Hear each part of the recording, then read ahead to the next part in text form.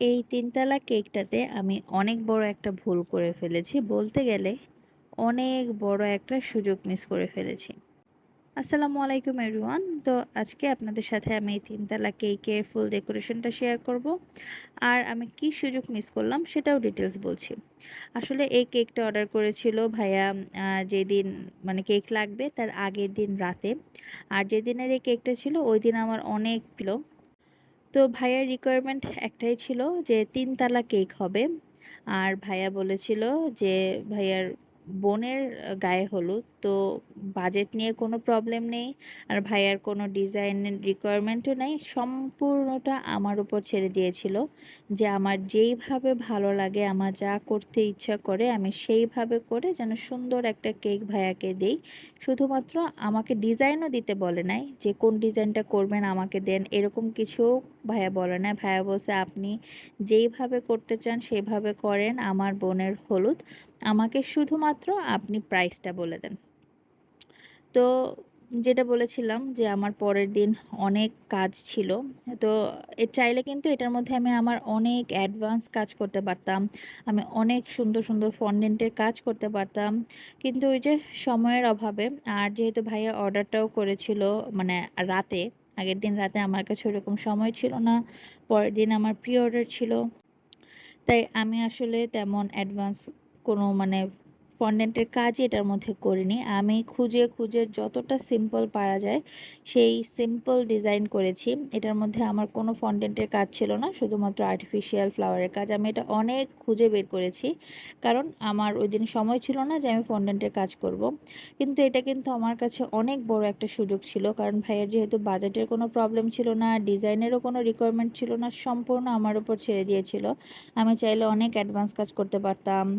আমার মানে উপরে একটা পালকি দিতে পারতাম। এরপরে হচ্ছে আপনার উপর থেকে নিচ পর্যন্ত একদম ৩ তালা জুড়ে উপর থেকে নিচ পর্যন্ত শাড়ি পরতেছে। শাড়ি মানে উপর থেকে নিচ পর্যন্ত। এরপর আরো অনেক সুন্দর সুন্দর কাজ আমি আসলে করতে পারতাম, যেটা আমার ড্রিম ওয়ার্ক ছিল। তো যাই হোক, করতে পারি নাই।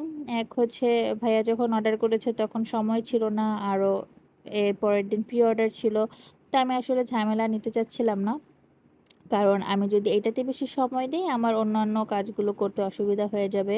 ডেলিভারি আমি সময় মতো দিতে পারবো না। তো এজন্যই আসলে এই সুযোগটা আমার মিস করতে হয়েছে, কিছু করার ছিল না। আচ্ছা, আমাদের basic to advance baking class batch 14 ইনশাল্লাহ জুনের প্রথম সপ্তাহ কিন্তু শুরু হয়ে যাবে। আর আমাদের সিট সংখ্যা একদম সীমিত থাকে, আমরা বেশি স্টুডেন্ট একটা ক্লাসে নেই না।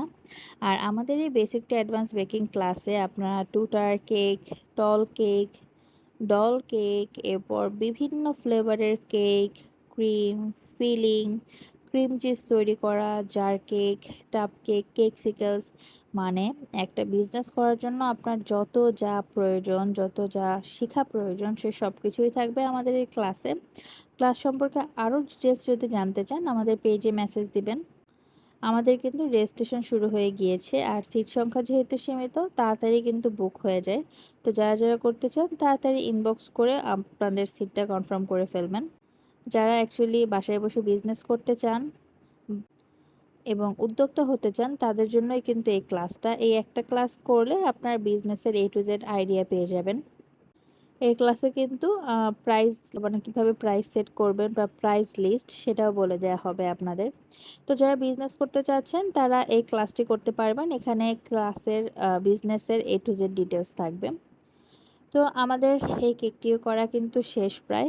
এই কেকটাও সুন্দর ছিল, কিন্তু আমার ওই অ্যাডভান্স ওয়ার্ক আর হলো না আর কি। আমি চাইলে আমার ড্রিম ওয়ার্ক করতে পারতাম, কিন্তু হলো না। যাই হোক, এক একটা সামনাসামনি দেখতে অনেক বেশি প্রিটি ছিল, অনেক সুন্দর ছিল। আমি একদম নিচেরটা ডার্ক কালার থেকে উপরে আস্তে আস্তে হালকা কালার করেছি। আপনাদের কেমন লেগেছে জানাবেন। আল্লাহ হাফেজ।